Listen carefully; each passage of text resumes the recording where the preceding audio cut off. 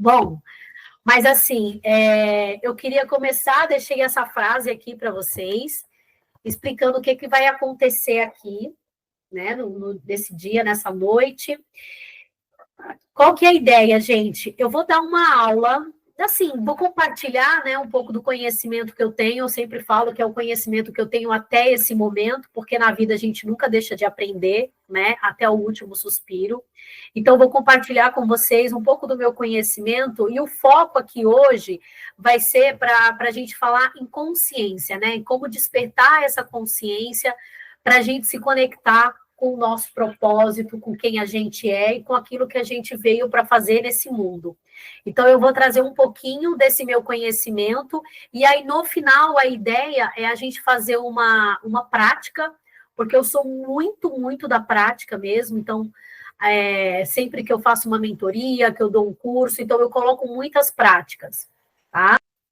Bom, então tá aqui o tema da aula, né? Desperte para uma vida com significado e propósito.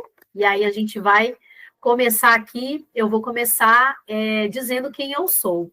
Aí, gente, eu faço questão aqui de colocar no início a foto do meu pai, que está aí do lado esquerdo. Legal. E a minha mãe, que eu peguei essa foto dela aqui com a minha avózinha, e do lado direito, né? Então, eu sou uma mistura desses dois, né?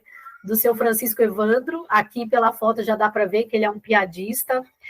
Meu pai é uma pessoa bem engraçada, adora contar piada, e aí essa foto foi de um passeio agora que ele veio fazer esse ano aqui em Portugal, que eu estou morando aqui 1 ano e pouco, e aí ele tinha essa rua chamada Rua Quebra-Costas, e aí ele pediu para tirar essa foto, e aí ele fez essa pose. E aí eu tenho a minha mãe do meu lado direito, aí com a minha avó, com a mãe dela, as duas se foram, né? Minha avó foi antes, a minha mãe foi antes, vai fazer 3 anos, e a minha avózinha foi esse ano, faz uns 3 meses que ela se foi. O meu pai tá aí, né, firme e forte, morando lá no Brasil, mas eu sou muito, muito uma mistura dos dois mesmo. Tenho muito da força dessa mulher, dessa minha mãe, e muito dessa curiosidade do meu pai, né? Meu pai é um homem muito curioso, então ao longo da vida dele, ele foi morar em São Paulo com 15 anos de idade, trabalhou a vida inteira dele em restaurante, né? Aqui em Portugal a gente fala restauração, foi garçom por mais de 40 anos, mas fez muitos cursos, fez cursos de informática, artesanato, como é que fala, gente? Aprender a fazer. Meu pai fez até sofá, ele fez curso para aprender a fazer sofá, cobrir sofá. Então, ele está sempre inventando coisas novas, né? Então, tenho muito desses dois aí. E aqui tá, né? Nasci, fui criada em São Paulo, e sempre amei a minha cidade, sempre gostei muito de viajar, mas eu sempre falava, olha só como que é a vida, né?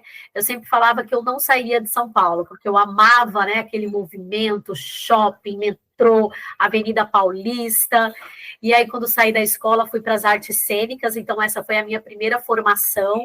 Eu conheci as artes cênicas na escola, fazendo teatro com meu professor de educação artística, e aí fui pegando gosto por aquilo, e apesar de ser muito, muito, muito, muito tímida mesmo, eu tinha vergonha de falar com as pessoas, eu fui para o teatro, e depois eu entendi que o teatro não era sobre pessoas que eram exibidas, né? O teatro era para pessoas que precisavam se comunicar, se expressar o mundo ali da sua maneira e do seu jeito. E também depois conheci grandes artistas que, assim, pessoalmente, fora dos palcos e fora das câmeras, são pessoas muito introspectivas, tímidas, e aí eu fui entendendo que era para mim também, né? Bom, depois das artes cênicas, eu fui para o marketing, fui fazer um curso tecnológico em marketing, trabalhei em área comercial, depois fui fazer negócios internacionais por conta da minha jornada aí nas empresas, então achei que era interessante, porque apesar de fazer teatro, eu também tinha uma preocupação com a questão financeira. Então, teve muitas fases da minha vida que eu conciliei o teatro com o emprego, né, nas empresas. Então, eu fazia teatro à noite, ao final de semana, e teve algumas fases da minha vida que eu fiquei só com teatro, pegava bons contratos, então eu podia ficar ali naquele lugar que era o que meu coração pedia. E aí, gente, a vida foi passando, né? Casei, divorciei. Aí depois eu, de 7 anos, encontrei o meu atual esposo, nós casamos, fui mãe. E aí trabalhava numa empresa, e como a vida não faz nada, né, sem um motivo, um porquê, eu conheci a Juliana Duarte Batista, que era minha colega de trabalho, e a Juliana era uma daquelas bruxonas, né? Aquela mulher super inteligente, espiritualizada. E aí, com a Ju, eu conheci o reiki, né? Com a Ju, eu conheci o reiki, com a Ju, eu conheci os extraterrestres, as ervas e tudo mais. Então, a Ju tinha ali a formação em arqueologia, olha só, também era formada em marketing, a gente trabalhava numa empresa de pesquisa, no Ibope, que hoje é Canta, e aí a Ju me levou para o reiki, eu fiz um curso de reiki com ela, mas muito para fazer em casa, né, depois que meu filho nasceu, mas eu digo que o reiki foi a minha porta de entrada aí para essa nova transição. E depois do reiki veio o Theta Healing, que é uma ferramenta que é vendida como uma ferramenta de cura, né, pela criadora dela, a Vaiana Steibel, mas eu falo que é uma ferramenta de autoconhecimento. Inclusive, eu vou trazer um pouquinho do Theta Healing aqui na nossa técnica, na nossa prática final. Então, quem é Theta Healing conhece, vai identificar o momento aí, que eu sei que a Rafa é. E aí fui fazer curso de terapeuta, e aí, gente, não parei mais. Uma coisa foi puxando para outra, fui fazer um curso de terapeuta integrativa com várias ferramentas. Depois disso, eu fui, na pandemia, né, comecei a praticar yoga um pouquinho antes do meu filho nascer, e depois que o João nasceu, antes do João nascer, aí fiquei grávida, pratiquei ele até uns 5 meses. João nasceu, aí quando o médico me liberou para as práticas físicas, eu voltei a praticar yoga. Nunca precisei tanto na minha vida, porque fui mãe com os 37 anos. Eu falei, meu Deus, o que eu fiz da minha vida, né? A minha única preocupação era pensar em qual destino que eu ia nas próximas férias. Mas, enfim, né? Deu uma enlouquecida, que é normal, aquele bebezinho ali precisando da minha ajuda. Mas sou muito abençoada, porque eu tenho um filho muito saudável, muito inteligente, até hoje. É uma criança que raramente visita o hospital, né? Precisa ir. Eu nem sei a última vez, o João tem 6 anos, vai fazer 7 o mês que vem. Eu não lembro qual foi a última vez que a gente precisou ir ao hospital porque ele estava ruim. E sempre assim, tratando com reiki, com o chazinho, com Theta Healing, né? Envio de amor incondicional, cristais, muitos cristais, e todas as outras técnicas, floral de bar. E aí, gente, na pandemia eu fiz um curso, né, de instrutora de yoga, já estava com a pretensão aí de fazer uma transição de carreira, e quando eu fiz o curso de yoga, aí eu virei uma chave, porque eu fui estudar a filosofia, né? E aí eu pensei assim, gente, olha só, o que a gente fala hoje, né, em todas essas terapias que eu já estava estudando ali, lendo muito sobre autoconhecimento e tudo mais, a filosofia do yoga, essa filosofia, né, esses conhecimentos orientais já falavam há milhares de anos, né? Inclusive, a gente vai ver aqui na aula umas passagens desse livro, a Bhagavad Gita, que é um livro que foi escrito há mais ou menos 5.000 anos atrás, e eles conseguiram, Eva, como é que eles sabem, né, dessa data? Porque eles pegaram informações astrológicas, né, que tem no livro, e por conta da tecnologia que a gente tem hoje, eles conseguiram datar. Então, muito do que se falava, que se fala hoje, os sábios já falavam antigamente. Só que a ciência antigamente não era feita em laboratório, era feita a partir da experiência, né? Qual que é a palavra? Opa, pensei que tinha alguém querendo entrar. Da experiência e da observação. Então, é por isso que o homem tinha tanta informação, porque não tinha tecnologia para distrair a gente.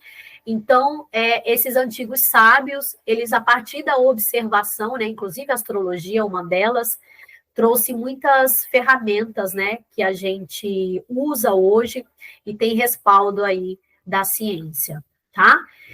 Aí, o ano passado, eu finalizei uma pós-graduação em neurociências, psicologia positiva e mindfulness, muito influenciada pelo meu irmão mais novo. Eu tenho 3 irmãos, tá? Sou a mais velha.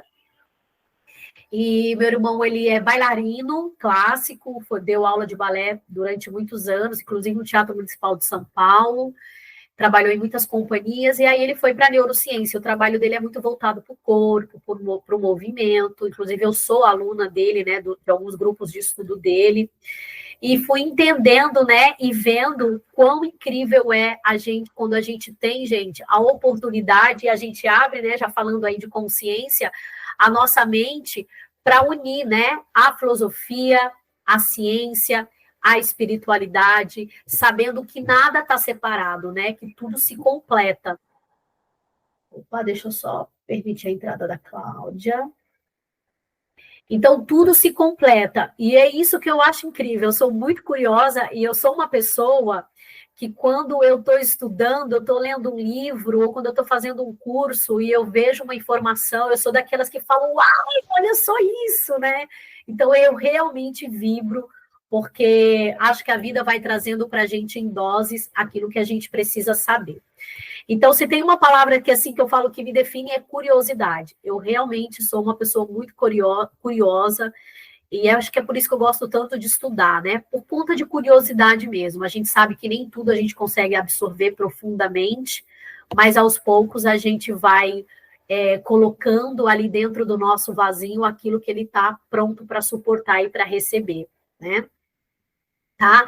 E práticas, já tem formação em certificação em atenção plena também, em mindfulness, foi uma que eu fiz anterior a essa pós. Vamos dar continuidade aqui. Bom, então falei um pouquinho aí de mim. Hoje eu estou morando em Portugal, faz 1 ano e 8 meses que a gente mudou para cá. E esse projeto, essa jornada, ela tem muito a ver com essa história aqui, né? Porque quando eu vim para cá, a gente se organizou, tudo mais, mas eu passei por uma fase bem desafiadora emocionalmente. Então, foi um momento, assim, que eu falo que eu me desconectei de mim, e eu achei que isso foi totalmente necessário, é necessário para o nosso processo, porque a vida, eu digo que ela faz testes com a gente, né? Então, tá, legal, você aprendeu tudo isso, agora vamos fazer a provinha para ver se está tudo certo. Se você passar, a gente vai para a próxima fase, se não, não. E aí eu digo que a vida me deu a oportunidade de fazer uma provinha, aí eu acho que eu não passei na provinha, e aí foram vindo muitas questões, aí foi quando eu fui buscar ajuda, e aí fui de novo para buscar profissionais para me auxiliar, né? E eu gosto muito das ferramentas de autoconhecimento, então fui para astrologia, fui para terapia sistêmica, enfim, e outras também que agregaram aí a numerologia, né? A gente tem a Rita que vai falar aí no final. E como é incrível, gente, como tudo ajuda a gente a se reorganizar e ver o que está fazendo sentido naquele momento que a gente está passando. Bom, mas agora, dando início de fato aqui à nossa aula, eu quis começar com essa pirâmide de Maslow, né? Eu acredito que a maioria aqui já ouviu falar da pirâmide de Maslow. E essa, gente, é uma pirâmide que ela fala sobre as necessidades, né, dos seres humanos.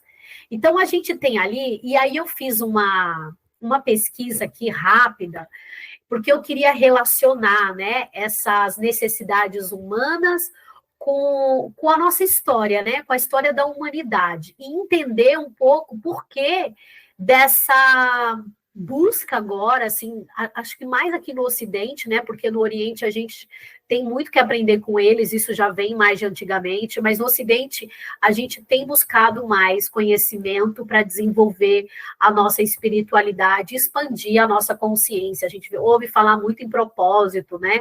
E muitas pessoas chegam até mim, até jovens mesmo, de 24, 25 anos, dali até os seus 30 anos de idade, querendo entender qual é o propósito deles na vida, né? E fazendo esses questionamentos.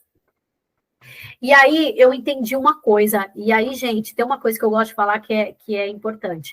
Quiserem anotar, anotem, tá? Tiver dúvida. Essa é uma pesquisa minha e esse é um olhar meu, mas isso está aberto, né, à discussão, porque eu não sou e nem quero ser aqui a dona da verdade.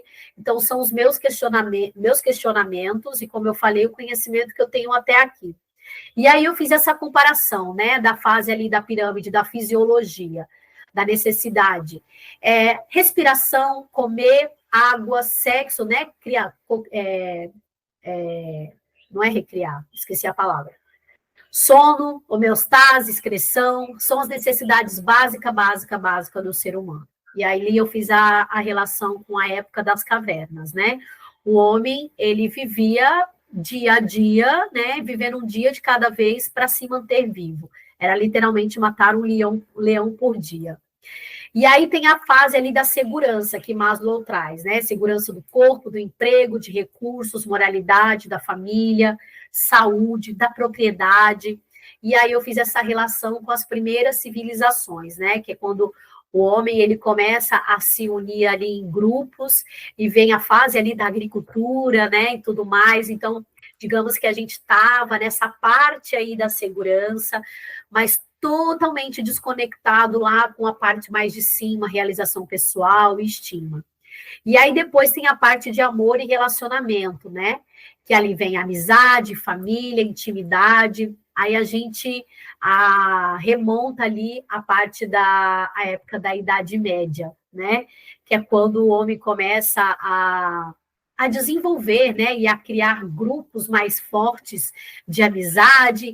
E assim, tudo na vida tem um lado bom e um lado ruim, né? Mas o lado ruim, digamos, que foi separando, né, por classes. Enfim.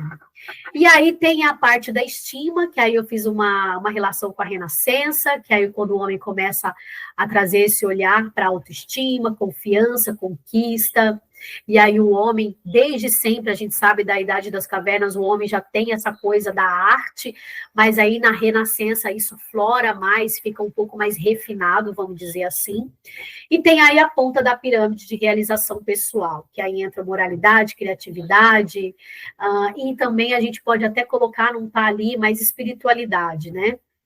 E aí eu trouxe a parte a época da Revolução Industrial até os dias atuais. E aí eu coloquei, gente, a aula especial de hoje, o MV, pegando essas duas partes. Eu acho que o meu mouse dá para... aqui, essas duas partes, ó.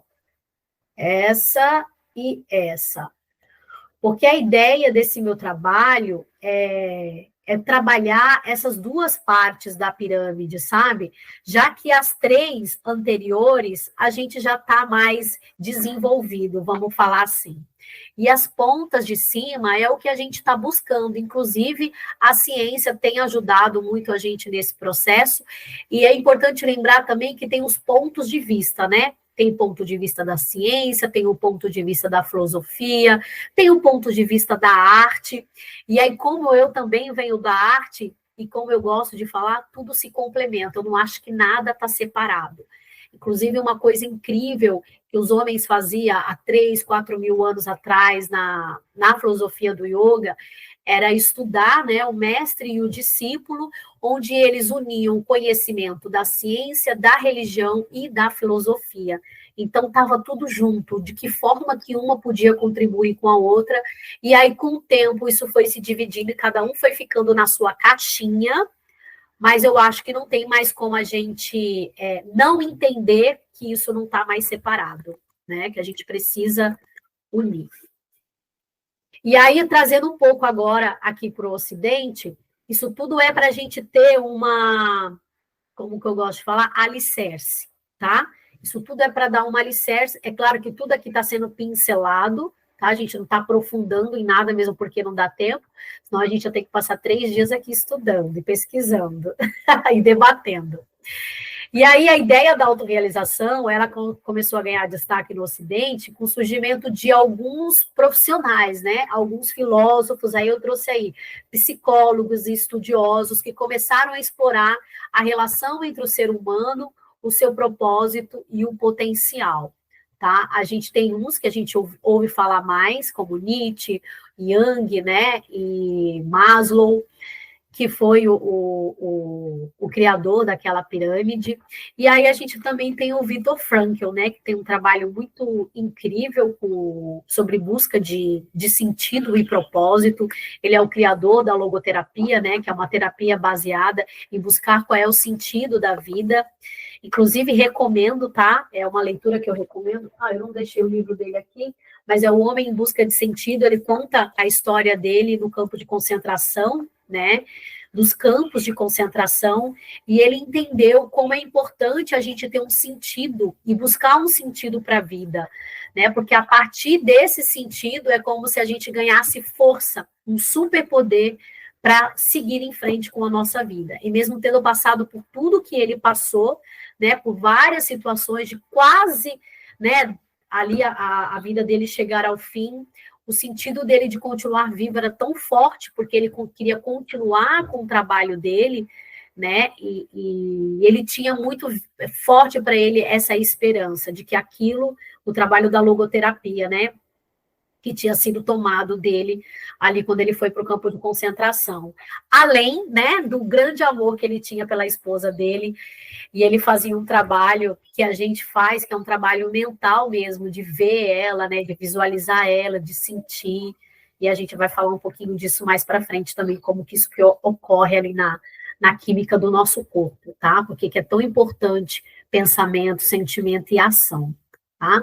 Então, essas são uma das pessoas, esses, né, são umas das pessoas que trouxeram para a gente aí um pouco de conhecimento para que a gente tivesse fontes, né, de pesquisa e de estudo, e a partir disso incluir, né, esses ensinamentos na nossa vida. Porque, como eu falo, não adianta nada a gente ler, estudar e não aplicar. Eu gosto muito, muito, muito de ler, mas é claro que eu não aplico tudo na minha vida, né? Eu preciso escolher aquilo que faz mais sentido para mim, e quando eu descubro coisas novas, não que eu preciso mudar as minhas práticas, mas eu fortaleço mais ainda o porquê das minhas práticas, né? Porque a gente precisa de um porquê para fazer o que a gente faz. E é por isso que é interessante a gente se conectar com o propósito e com o nosso sentido de vida. E aí eu trouxe aqui, gente, essa fala da Bhagavad Gita, que inclusive, olha só, quando eu comecei a estudar a filosofia do yoga, eu vi que muitos desses grandes empresários, né, desses grandes nomes que já surgiram e que estão aí no mundo, eles estudam a Bhagavad Gita, tá? Porque ela é o manual mais antigo que a gente tem conhecimento de autoconhecimento, né? Eu sempre levo para os meus alunos ali alguma passagem da Gita, que é um diálogo, né, entre o mestre e o discípulo. A Krishna faz o papel de mestre e Arjuna faz o papel de discípulo. E aí, Arjuna, né, com todas as suas questões humanas, né, vai ali conversando com Krishna e ele vai orientando a Arjuna ali no caminho. Então, é um manual de espiritualidade também, autoconhecimento, porque elas não vejo o autoconhecimento e espiritualidade separado, porque autoconhecimento é acessar o seu eu mais profundo, e não dá para falar de eu mais profundo e não falar de espiritualidade, né? E aí eu separei essa verso aqui, que ele diz assim, o seguinte: naquilo que é noite para todos os seres, encontra-se desperto o homem controlado. Aquilo em que os seres estão despertos é a noite para o sábio dotado de visão. E o legal desses livros, gente, é que é assim, antigamente eles estudavam no método Parampará, né? Então, era o conhecimento de mestre para discípulo. E esses livros, eles são escritos em sutras. E aí, o que eles faziam? Eles estudavam um sutra e eles ficavam, às vezes, dias naquele sutra. Eles só passavam para o próximo quando aquele sutra estava totalmente destrinchado.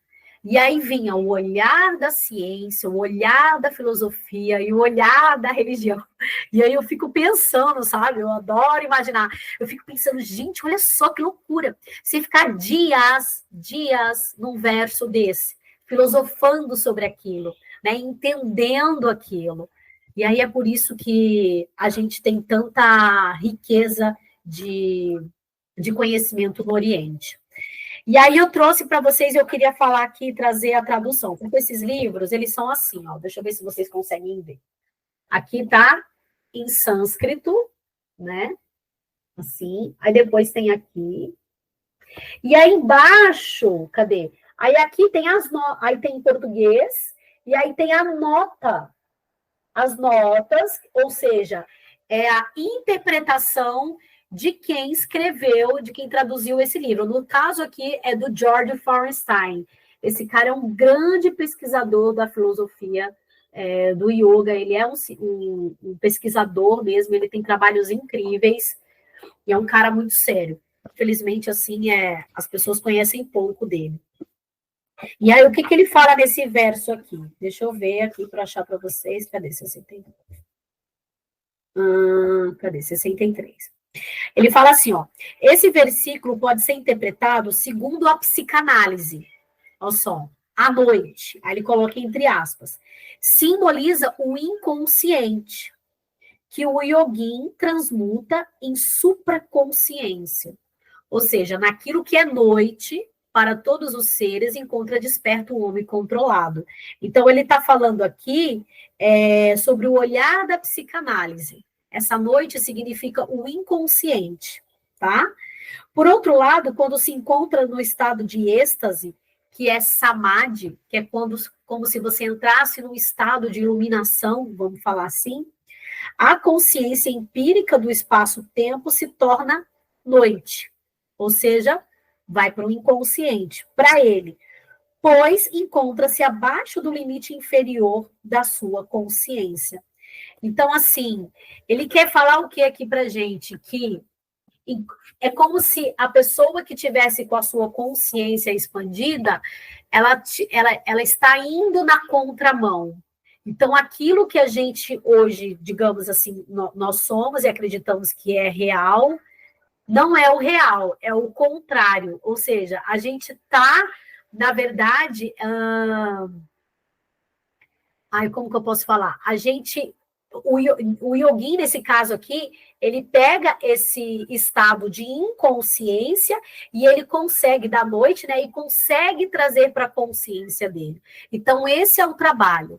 É da gente tirar muita coisa do nosso inconsciente, que são aquelas crenças, né, que limitam a gente e outros tipos de crenças que a gente vai deixando guiar pela vida, dor, sofrimento, que a gente vai registrando lá, não por conta de histórias, mas por emoções que a gente registrou por conta daquelas histórias, e vão guiando a gente como se a gente estivesse sendo bonequinho, sabe? Aqueles bonecos de, como que fala?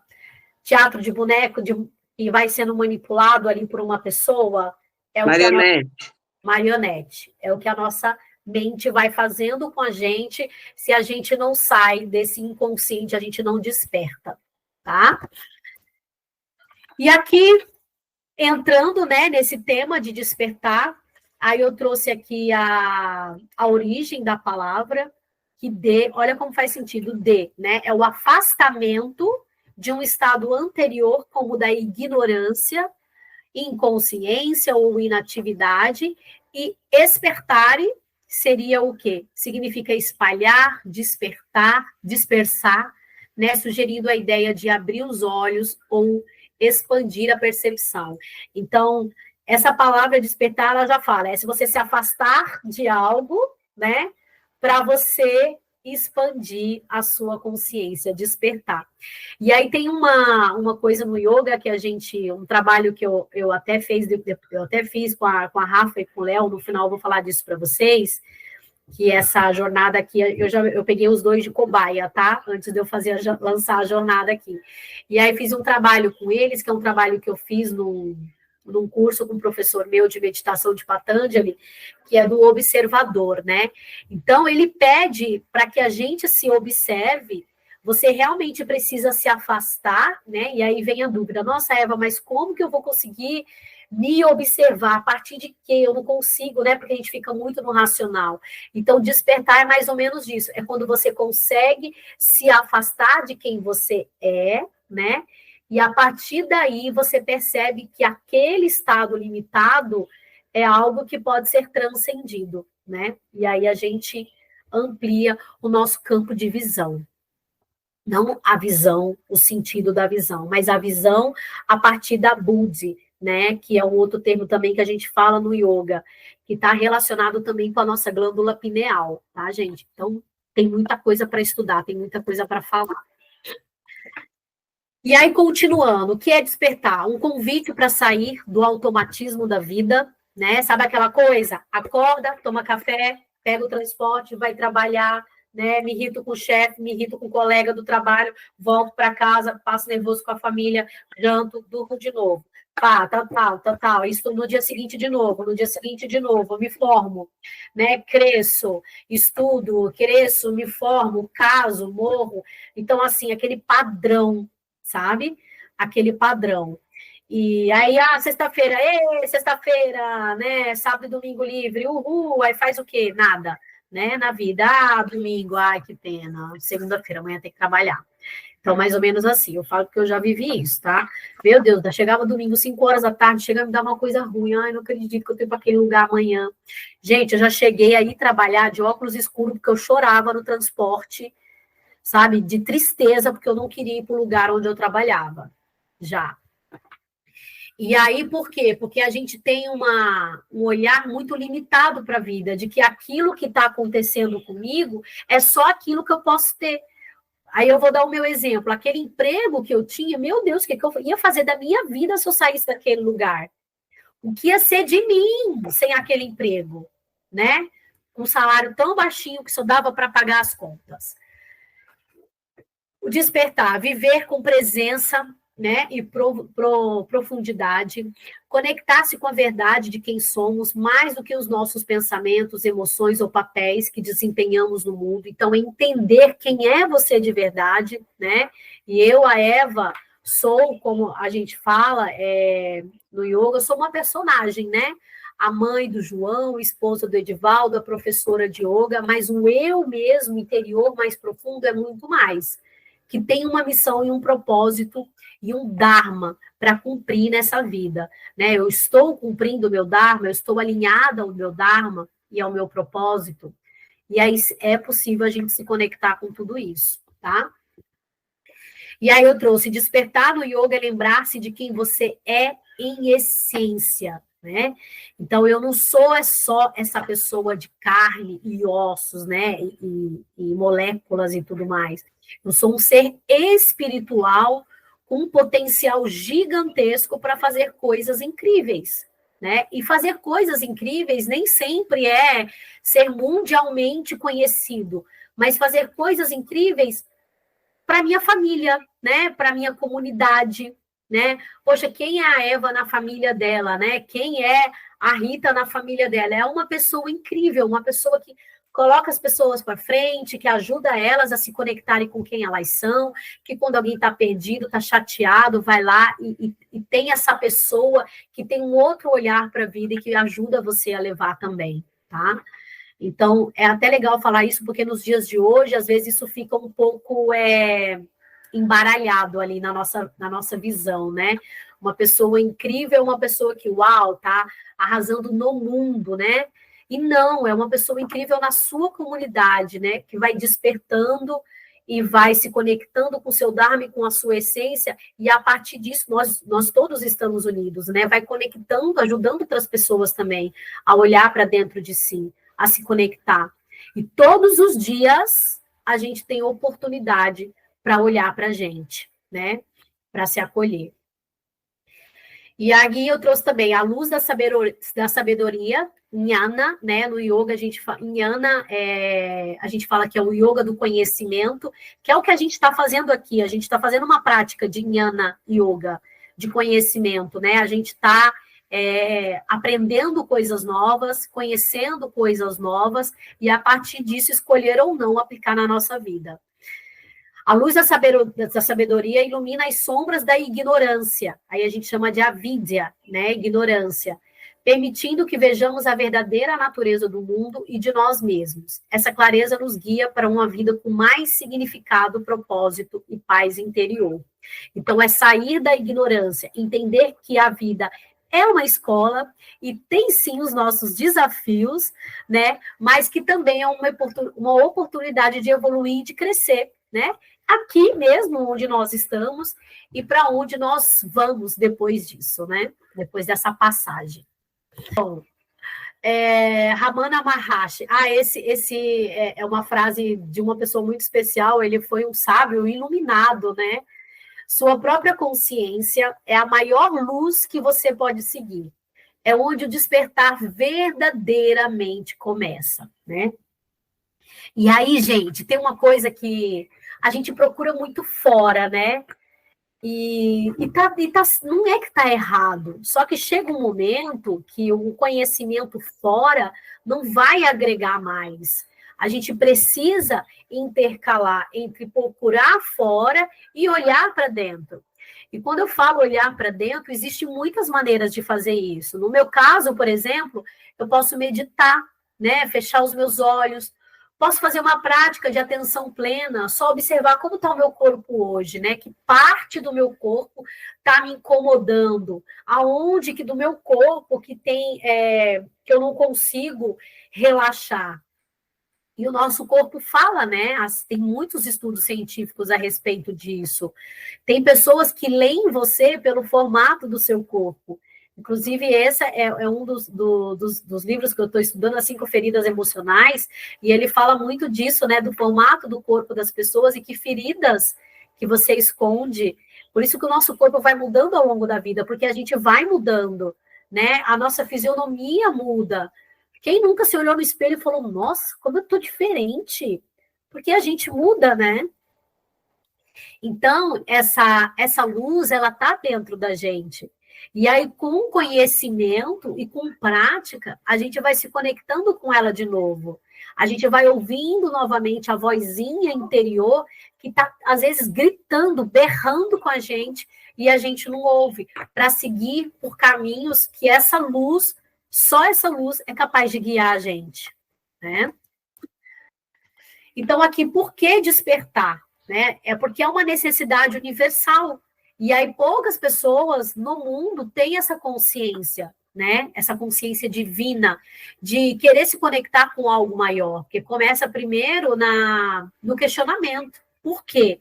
Eu lembro que quando eu me divorciei pela primeira vez, eu estava com 28 anos, eu fiquei muito revoltada, revoltadíssima, imagina, eu falei, meu Deus, mas que isso, eu não caso mais, não quero mais ninguém, se com amor não deu certo, não vai dar mais, sabe?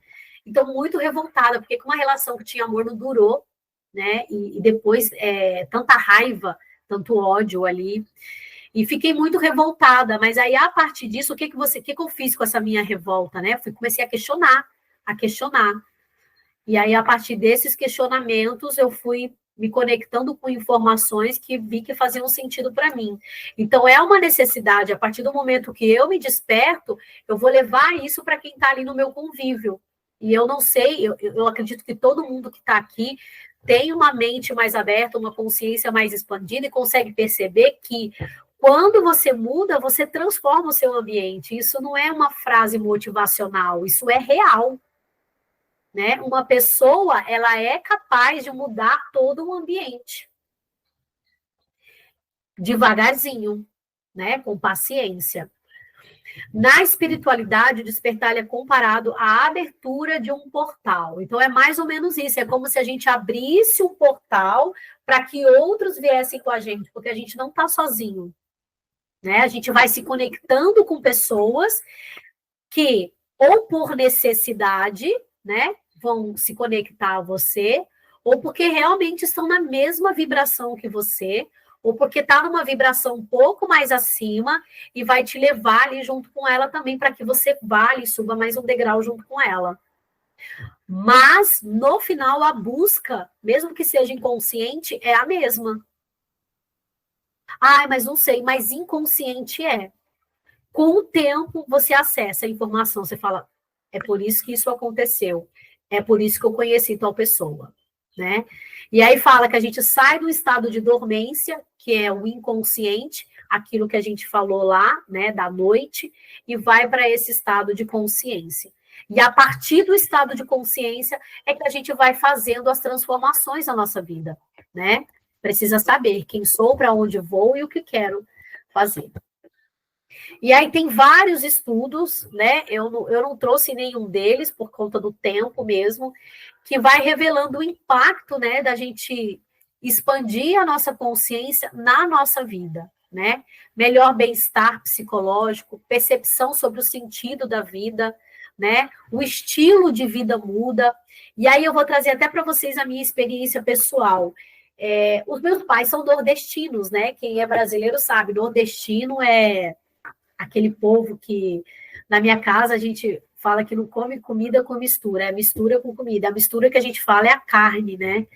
Então, muita carne, muito arroz, macarrão, comida pesada mesmo. E aí eu sinto que isso foi transformando. Eu sou uma boa comilona, tá, gente? Eu adoro comer e quem me conhece sabe, não dá nem para mentir. Como diz uma amiga minha, se eu mentir, eu vou ficar roxa.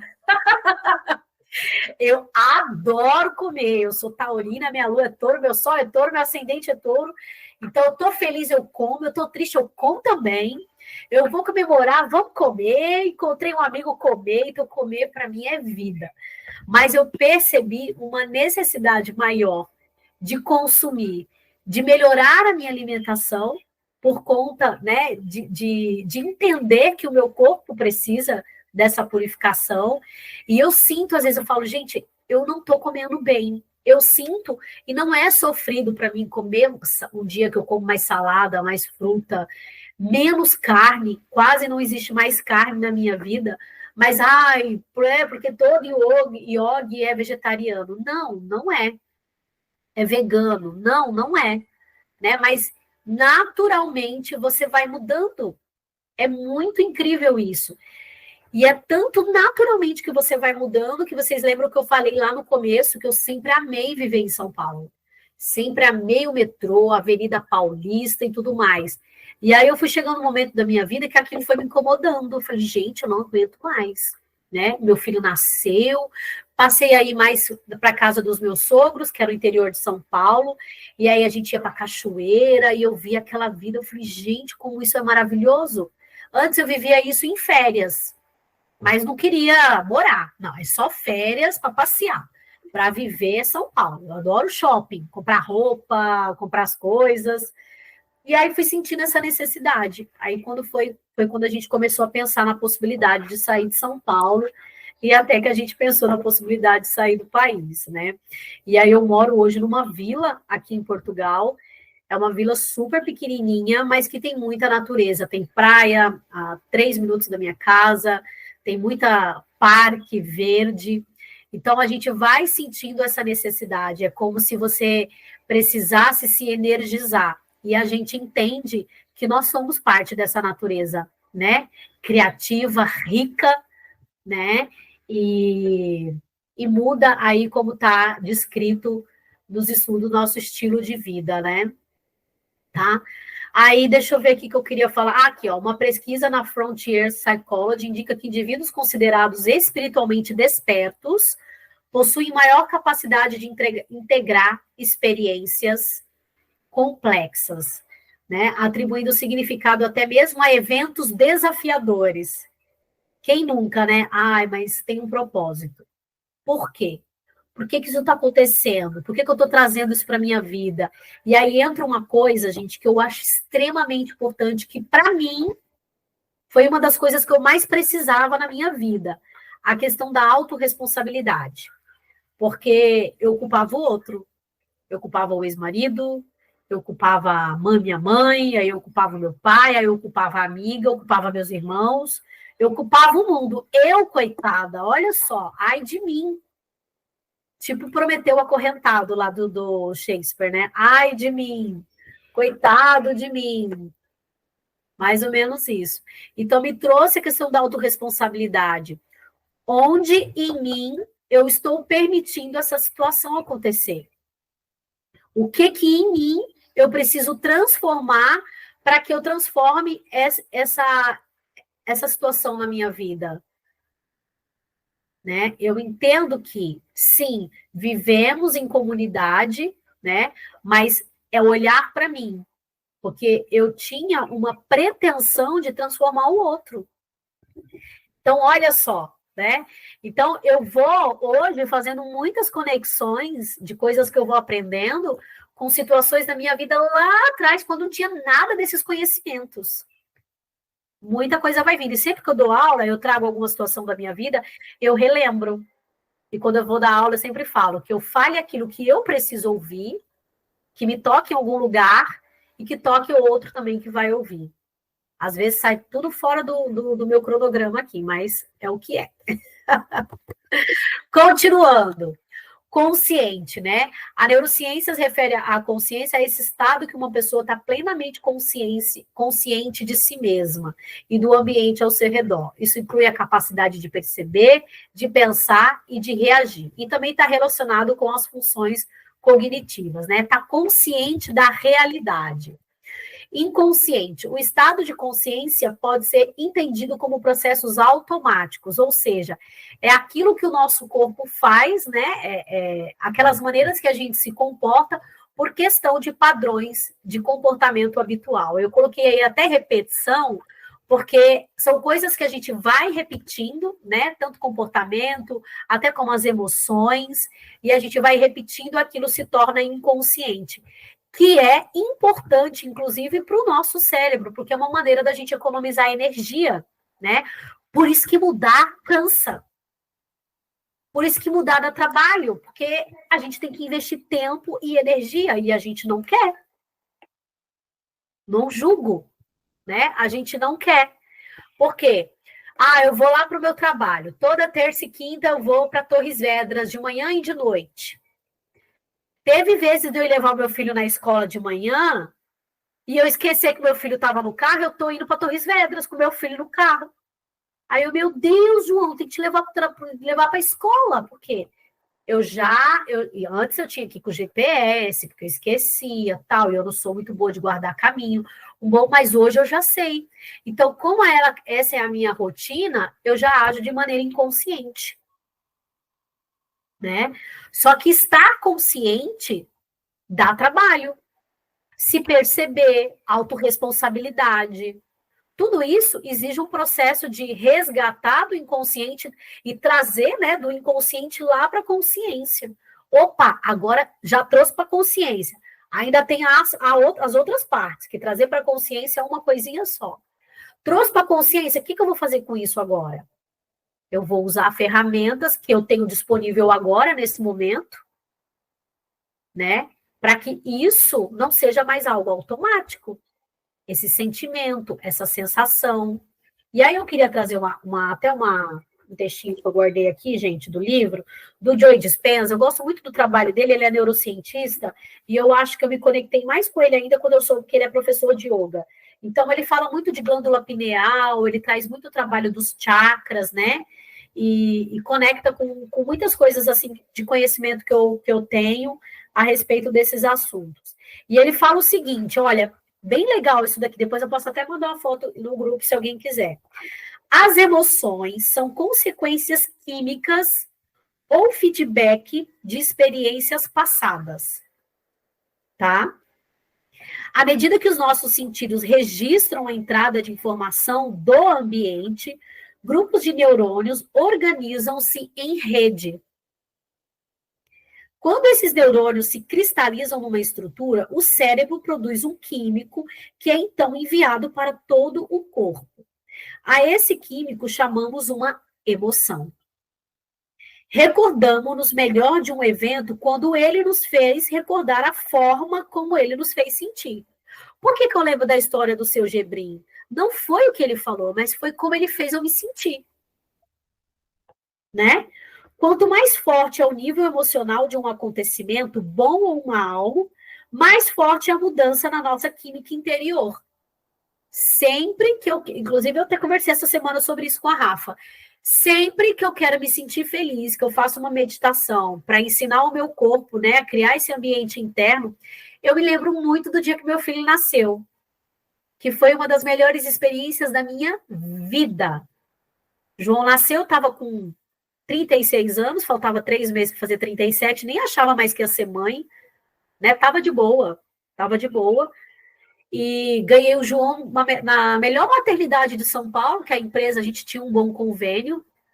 Então, assim, tudo muito bonito, meus pais lá, sabe, os amigos do trabalho, o João nasceu perfeito. Qual é a maior felicidade de uma mãe quando tira uma criança dentro da barriga dela? Tá perfeito, mãe. Meu Deus, gente! Né? A melhor coisa da vida. Cada pré-natal, você sair da sala do médico, então foi uma das melhores experiências. A minha gravidez foi incrível, do começo ao fim, né? E os meus pais lá, minha mãe toda feliz, né? Porque, meu Deus, ela falava assim, eu amo as minhas netas, mas o João é a minha vida. E aquele cabelinho de moicano que as enfermeiras colocaram nele, nenhum problema para amamentar. O João tacou a boca no meu peito e lá parecia que ele já era treinado de anos a mamar, parecia um bezerrinho. Então eu sempre recordo, porque eu fico cheia de alegria. Aí depois os meus sogros vindo para nossa casa, sabe? E que eles moram no interior, e lá todo mundo, aquela coisa com o João, e eu me sentindo bem. Minha cesariana foi perfeita, nunca tive um problema, não ficou feio, não senti dor. Então eu sempre me lembro disso. Aí, continuando, quando reparamos numa mudança significativa dentro de nós, o cérebro presta atenção ao que está a causar essa mudança fora de nós e capta uma imagem da experiência exterior. É a isso que se chama uma memória.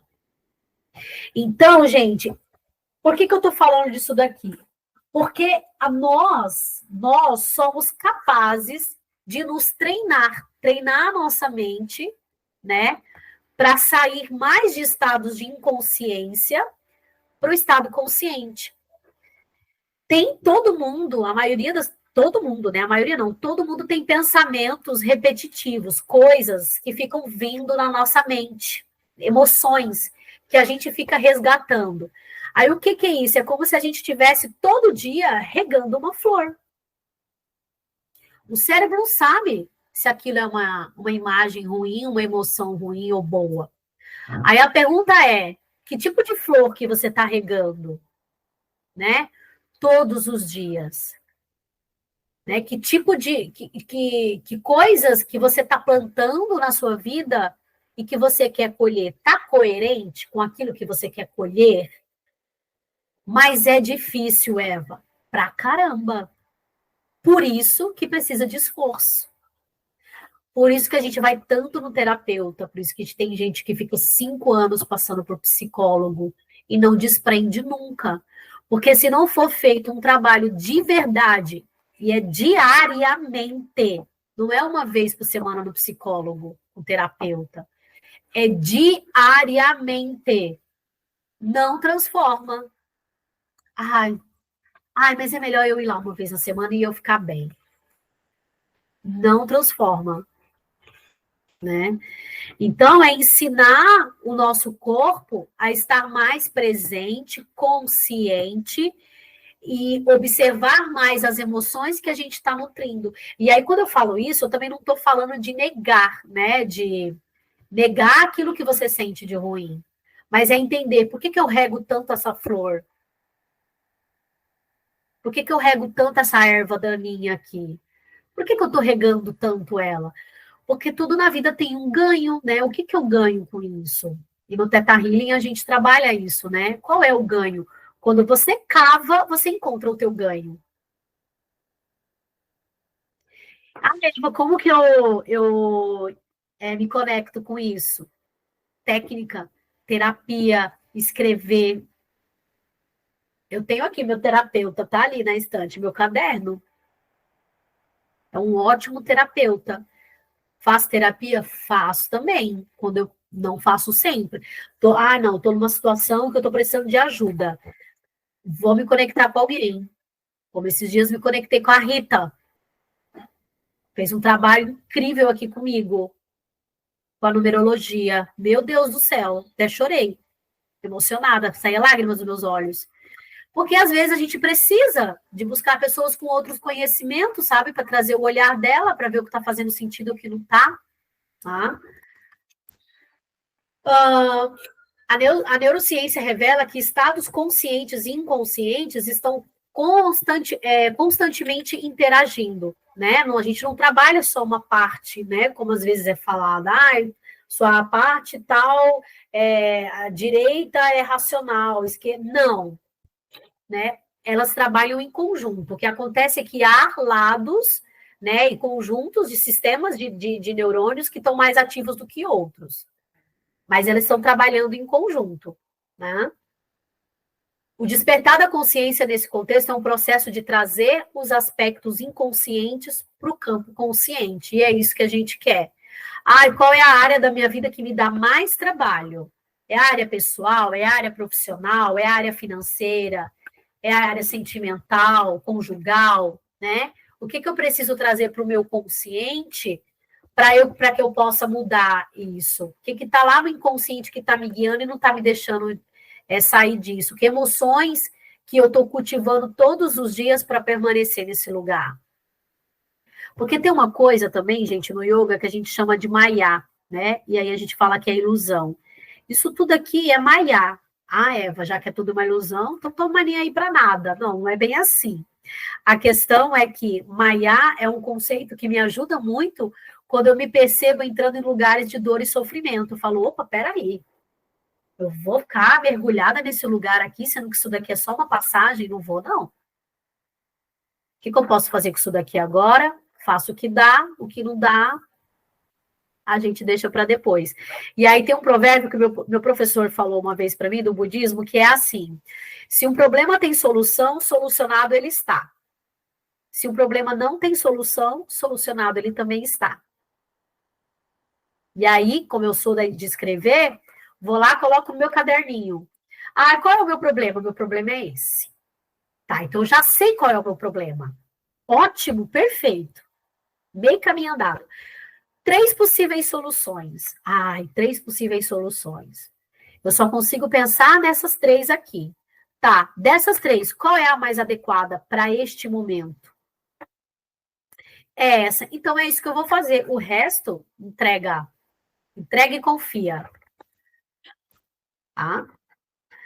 Aí eu falei aqui, né? Tá. A capacidade do cérebro de mudar e se adaptar, permitindo que padrões antigos sejam substituídos por escolhas mais conscientes e alinhadas aos nossos valores e propósitos. E como fazemos isso? Aí eu coloquei, opa, como fazemos isso? Muita calma nessa hora. É muita calma, né? E aí eu trouxe aqui. Trouxe, no yoga a gente chama de bhakti, né? Que é devoção. Cada um vai buscar aquilo que faz mais sentido para si, né? Conhecimento, leitura de textos sagrados que alimente a sua alma, né? Meditação, atividade física é uma ótima maneira da gente sair daquele lugar ali que parece que está levando a gente para uma vida sem sentido, sem propósito, sabe? Por conta.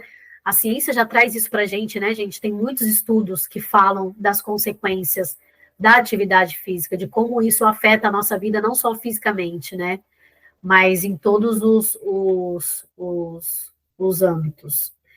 E aí tem estudo, aí eu coloquei a menina escrevendo, tem um nome que o pessoal chama agora, esqueci também, mas é escrever, fazer o seu diário pessoal, diário de gratidão. Aí tem pausa, coloquei ali uma menina sentada, um momento de mindfulness, de pausa mesmo, de se observar, sabe? De não fazer nada, mas literalmente nada.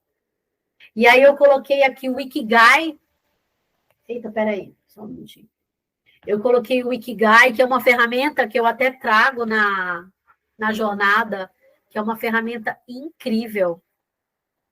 Aí tem a música, né? A música, ela tem esse poder de mudar a nossa vibração. Mas cuidado também com a música que ouve, né? Aí tem ali o sábio, eu coloquei uma pessoa para ilustrar essa vida espiritual, se conectar com a espiritualidade, cada um vai se conectar do seu jeito. Autoconhecimento, que eu coloquei a menina ali com o espelho. Quem sou eu, né? O que eu estou fazendo aqui nesse mundo? Qual que é o meu propósito? Então, é se fazer mesmo perguntas. Quem pergunta, encontra respostas. Aí eu trouxe aqui outro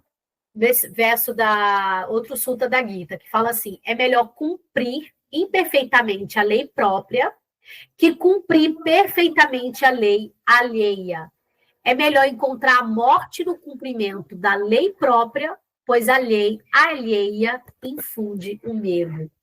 Então, gente, isso aqui tem muito a ver com a ideia da jornada, que é a pessoa que vive em função de viver a vida que o outro escolheu para ela, né? E não a vida que ela deseja viver. Mas eu vivo muito o que eu queria, né? Eu vivo muito porque, não tem como, porque a minha mãe, ou meu pai, ou meu marido, ou a situação. Eu entendo, tem coisas na vida que às vezes não dá para fazer na hora que a gente quer, mas a gente consegue se planejar e se organizar. 43, tá? Esse é um dos versículos mais importantes da Gita, pois tem um profundo sentido psicológico e ético. Psicológico, porque seguir os princípios morais de outro pode fazer violência à consciência da pessoa. Ou seja, no yoga a gente chama de ahimsa.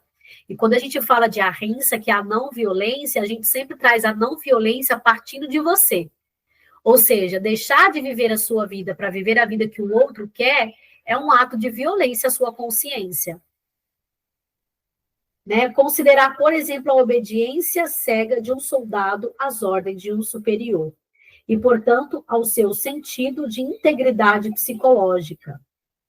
Ético porque o sentido moral alheio pode não corresponder ao nosso, fazendo-nos engendrar um karma alheio à nossa natureza e, portanto, desfavorável. De qualquer modo, sempre nos sentimos pouco à vontade ao adotar o curso de ação de outra pessoa. E aí ele fala até de karma, né? Que karma é ação. E ação também está relacionado a sentimento, a pensamento e a ação propriamente dita. Então, que karma que eu estou gerando para a minha vida? Sendo violento à minha consciência, ao meu propósito e ao meu dharma. Né? Porque aí depois eu posso colocar a culpa no outro. Né, eu fui infeliz, mas foi por causa do outro. Tá? E aí eu trago aqui o tema de significado e propósito. E aí um dos maiores especialistas, né, reconhecido em significado e propósito, a gente viu lá no começo, é o Viktor Frankl, né, que é esse psicólogo que passou pela Segunda Guerra Mundial, que viveu, né, nos campos de concentração, e é autor do livro Em Busca de Sentido, criador da logoterapia, que é uma abordagem terapêutica centrada na busca de significado como força motivada fundamental na vida humana. Então, essa é um tipo de terapia em que não importa o que você está vivendo, né? É preciso buscar um sentido para aquilo que você está vivendo, mesmo que seja dor e sofrimento. Então, ele acreditava que ele estando lá no campo de concentração, havia um sentido maior para aquilo. Né? Ele tinha que encontrar esse sentido. E aí, inclusive, no livro, ele fala que quando você perde o sentido da vida, você não tem por que viver. E é aí onde muitas pessoas cometiam suicídio. Não esperavam, né, pela morte para chegar, porque a vida não tinha mais sentido. E aí ele tem passagens no livro dele que ele fala que, embora tudo aquilo horrível de horrível tivesse acontecendo, ele acreditava que futuramente aquilo ia servir como exemplo para não acontecer mais. Então tinha um sentido bom para aquilo acontecer, sabe? É muito difícil, né, gente? Eu, sinceramente, eu falo, meu Deus, como pode? Enfim, eu comecei a sentir as dores do parto, comecei a gritar lá no hospital, chama meu médico, porque eu não quero sentir essa dor, Ave Maria. Eu sou uma pessoa assim que eu sou aversa à dor, sou fraca, muito fraca, e a vida é sábia, né?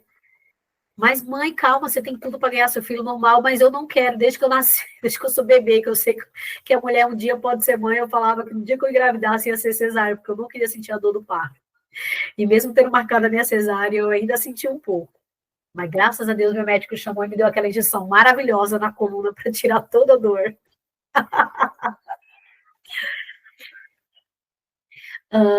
Mas é isso. Então, é encontrar propósito e significado para a vida. E não importa onde você está, né? Porque, gente, você consegue imaginar um lugar pior do que um campo de concentração. Provavelmente quem está aqui já assistiu filmes da Segunda Guerra, a gente sabe que está no filme, né? Que ainda assim é romantizado. Imagina lá. Não dá para imaginar, né? E a pessoa tem essa força, enfim. Segundo o yoga, encontrar significado na vida está intrinsecamente ligado à jornada de autoconhecimento e autorrealização, ao alinhamento com o Dharma, o caminho ou dever natural de cada indivíduo. Ou seja, não dá para você encontrar significado e propósito se você primeiro não olhar para você, para quem você é, onde você está e onde você deseja chegar, né? E se conectar com o seu Dharma, que é a sua missão, é aquilo ao qual o que você veio fazer no mundo, é o teu servir, tá? O Dharma é o nosso propósito natural. E aí eu trouxe aqui um pouco só para a gente também não vou dar uma aprofundada, sobre os Purusharthas. Até quem faz aula comigo aqui de yoga, a gente falou disso no último mês, que são os 4 objetivos de vida segundo a filosofia do yoga, né? E aí o homem, ele vai passando por esses objetivos, né? Tem o homem que está em Artha, que tem como objetivo de vida a prosperidade, né? Recursos materiais, está em busca de bens materiais, né? E liberdade financeira e tudo mais. Tem um homem que está em Kama, né? Que é um homem em busca de prazer e desejos saudáveis, ou seja, é um homem que é guiado pelos seus sentidos. Tem um homem que está em Dharma, né? Tem como objetivo Dharma, que é o seu servir, está conectado com o seu propósito e o seu dever moral. E tem um homem que está em moksha, tem como objetivo de vida moksha, que é a libertação espiritual, é aquela pessoa que se dedica totalmente, exclusivamente à sua espiritualidade, porque tem como desejo se libertar espiritualmente. E aí é interessante que esses Purusharthas, a gente vai passando por eles na vida, e todos eles são importantes. É importante o homem que tem como objetivo de vida construção de riqueza material, de recursos materiais, de aumentar riqueza, né? Como meu professor falou, por exemplo, um chefe de Estado, um rei, uma rainha, ele precisa ter isso como objetivo, também para que o seu povo tenha uma vida digna, né? Porque sem recursos financeiros é difícil também ter uma vida digna.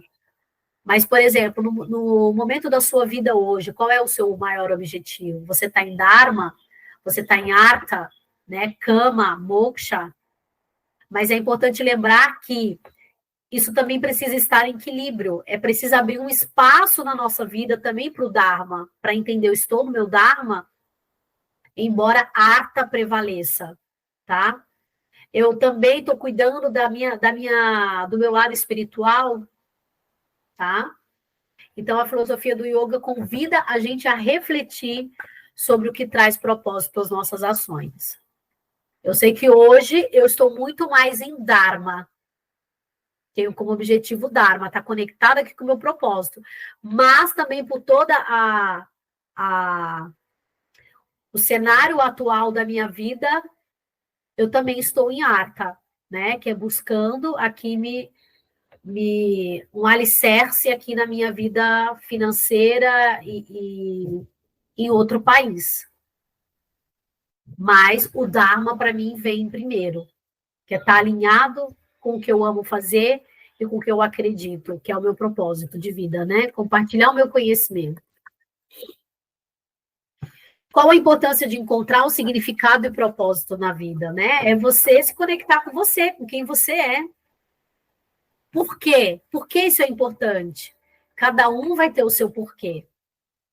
Por que para você é importante? E aí, gente, tem uma coisa que eu falo que só quando você experiencia, né, você também vai entender o porquê. Porque quando você não está conectado ainda com esse propósito, você fica aquela sensação de estar perdido, de estar dançando na vida, né? De estar ali no inconsciente, como a marionete. Ah, não, deixa que alguém me leva, deixa que alguém me guia. Não, eu estou vivendo a vida do outro. Né? Traz direção, resiliência em momentos difíceis. Meu Deus, se tem uma coisa que eu entendi e que eu desenvolvi sem perceber, foi a resiliência. Porque como, apesar de ter dias desafiadores, como hoje eu consigo sair de estados que antes poderia me deixar dias no fundo do poço. Hoje não consegue mais. Porque já é natural para mim. Né? Aí tá aqui, pergunte-se, o que faz os seus olhos brilharem? O que você faria mesmo sem ser remunerado? Aquela pergunta, né? Pratique a reflexão. Escreva sobre as suas experiências mais significativas e veja quais padrões que emergem. Conecte-se com o seu interior. Essa reflexão pode ser se questionando, conversando com um amigo, escrevendo no teu diário. Conecte-se com o seu eu interior. Práticas de meditação, de mindfulness. Ouvir a sua voz interna, fazer uma caminhada sem estar ouvindo fone. Eu gosto muito de ouvir podcast, essas coisas, né? Mas tem dia que eu vou caminhar e falo, não vou levar nada, quero só caminhar. Ação, importantíssimo, ir para ação. Pequenos passos podem revelar pistas sobre o seu propósito. Não espere pela grande resposta. Porque é na jornada que a gente vai descobrindo. Hoje eu cheguei aqui por conta de muitos outros passos que eu dei. E aí, como eu falo, né, tem gente que se conecta com o seu Dharma ainda muito jovem, outras pessoas não. Mas é só na ação que a gente vai experimentando e descobrindo. Tem muita coisa que eu já experimentei e falo, não, isso aqui não rola para mim, não quero. Tem coisas que eu sei que eu não quero. Então, eu já sei o que eu não quero, já vou eliminando ali da lista. Mas tem que ir para ação, tem que experimentar, senão fica perdido. A gente vai fazer o seguinte: essa prática tem 2 etapas. Tem a primeira, que eu vou guiar vocês aqui numa meditação leve, né? E tem a segunda parte, que é a escrita. Então, quem tiver aí com papel e caneta já deixa separadinho. Quem não tiver, pode dar um tempinho para pegar. E quem quiser levar. Então vamos lá, gente. Senta na sua postura firme e confortável. Fecha um pouquinho os olhos. Faz uma respiração mais profunda. E na exalação, solta pela boca. Isso, relaxa o corpo. Mais uma vez, inspira. Relaxa, solta. Vai sentindo o seu corpo descontraindo. Os músculos do seu corpo. Suaviza a sua expressão facial. Relaxa os ombros. Os braços. Relaxa as pernas. E vai sentindo o seu corpo. Se conecta com ele. Vai sentindo uma sensação como se o seu corpo estivesse inflando, expandindo. E ao mesmo tempo você vai sentindo uma leveza.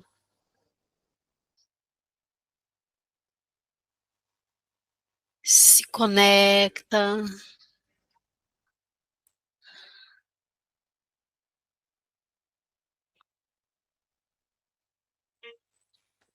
Vai sentindo a sua própria presença.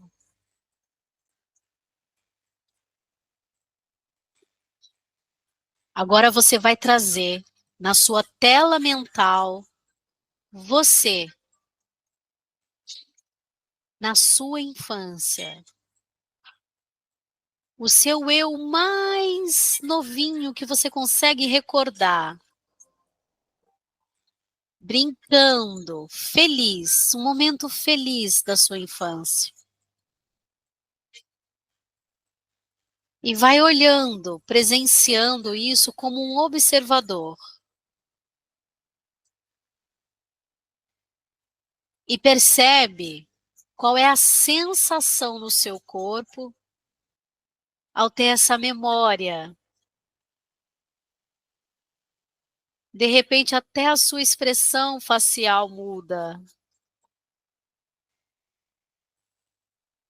Olha para essa criança feliz brincando. E deixa se contagiar por essa felicidade, por essa alegria. Meu Deus, como eu era feliz. Sem julgamento, sem crítica. Só era.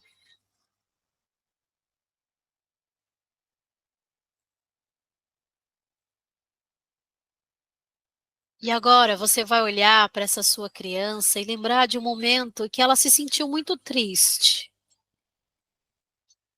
Aquela tristeza genuína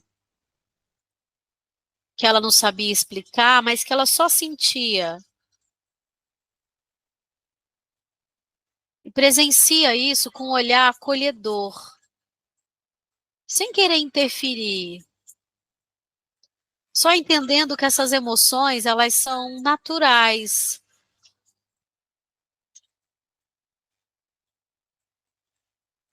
que ela é humana.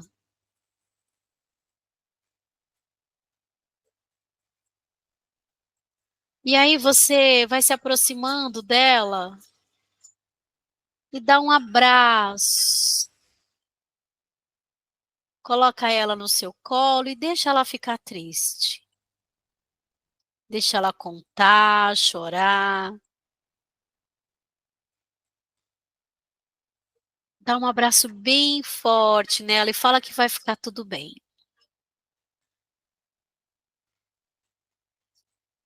E agora você vai trazer um momento da sua adolescência, que você estava muito feliz. De repente é o primeiro momento que vem na sua mente.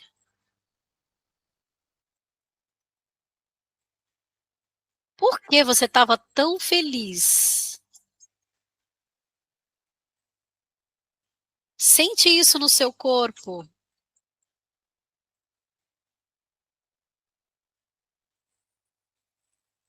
Se conecta com essa felicidade.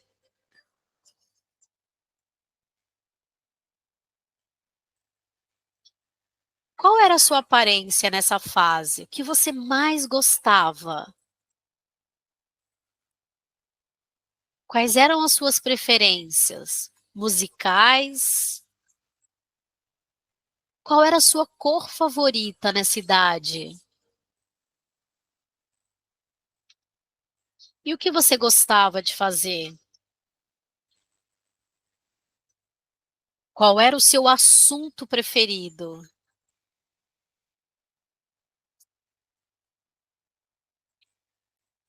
E o que te deixava triste? Chateada, chateado.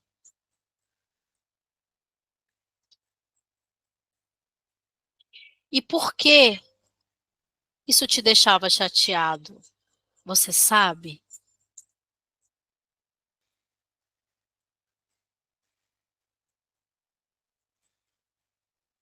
Vai se aproximando agora dessa adolescente, desse adolescente, e dá um abraço nele. E fala que tá tudo bem.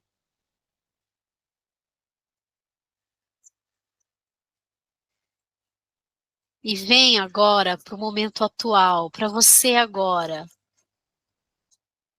Como se você estivesse se olhando no espelho. O que é que te deixa feliz?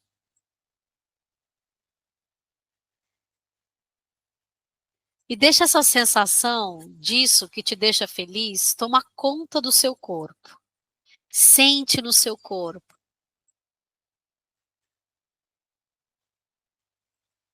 O quanto você tem feito disso que te deixa feliz?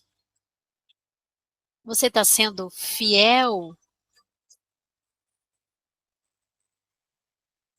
à sua felicidade?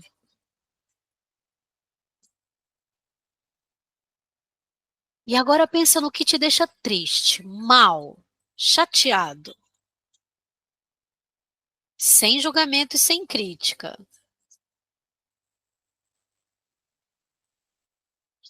Por que que isso te deixa mal?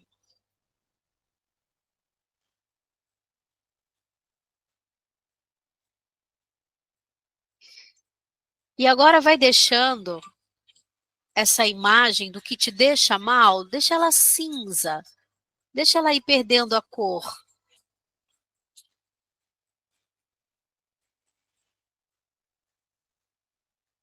E vai deixando agora ela se dissipando, se diluindo. E no lugar dessa imagem, você vai se conectar agora com aquilo que te deixa feliz, de novo. Ela vai tomando lugar.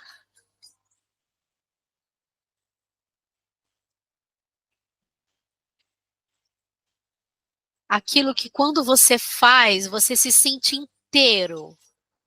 Você entra no flow. Se conecta com esse sentimento. Deixa esse sentimento crescer e tomar conta de todo o seu corpo. O que que isso traz de melhor ainda para você? Qual é a sensação? Qual é a emoção?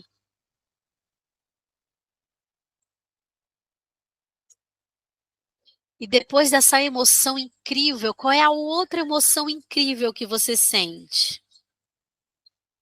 Que mais?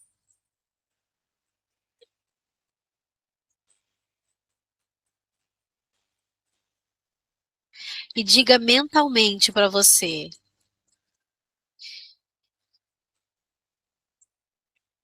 eu tenho o direito dado por Deus de vencer. Eu tenho o direito dado por Deus de vencer. Eu tenho o direito dado por Deus de vencer.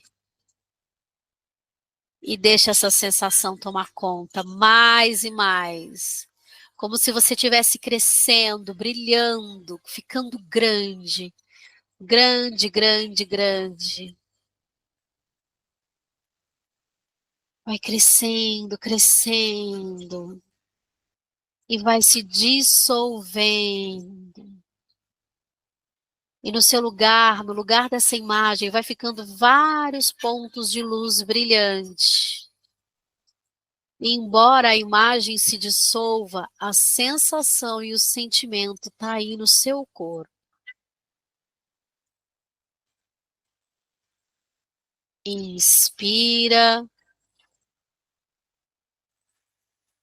e bem devagar vai soltando o ar e vai voltando, abrindo seus olhos. Isso. Agora você vai pegar aí o seu papel e a sua caneta. Você vai escrever para você mesmo por que você é tão grata por ser você. Por exemplo, eu sou a Eva. Eva, eu sou muito grata por ser você, porque. E aí você vai escrever todas as coisas porque você é grata por ser você.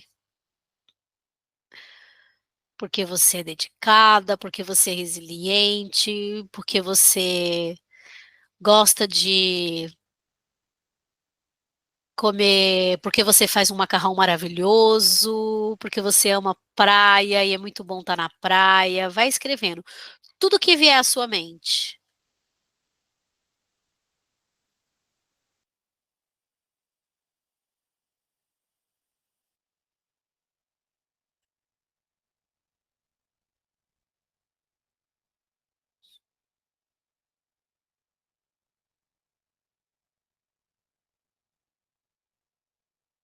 Ah, agora vocês vão colocar assim. Por exemplo, eu sou a Eva, vou colocar Eva, nós podemos melhorar em coisas que nós podemos melhorar. Hum,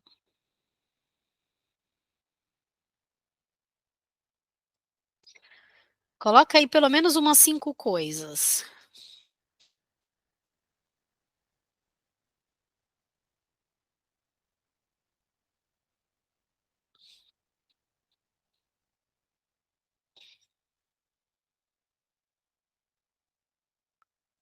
Muito bem. Agora você pode se comprometer com você a melhorar as coisas dessa listinha. E a listinha do que eu sou grata por ser você, porque você pode consultar, sempre que você sentir de consultar. Esse tipo de exercício, quando eu faço, eu gosto muito de revisitar. Inclusive as coisas que eu escrevo, assim, em diário, sabe? Porque faz a gente lembrar de coisas. E às vezes, daqui um tempo, se você está com um caderninho que você vai revisitar daqui um ano, daqui 6 meses, tem coisas que podem mudar.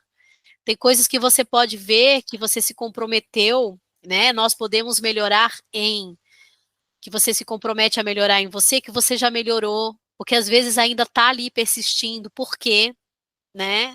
É um exercício muito legal de autoconhecimento. Tá bom?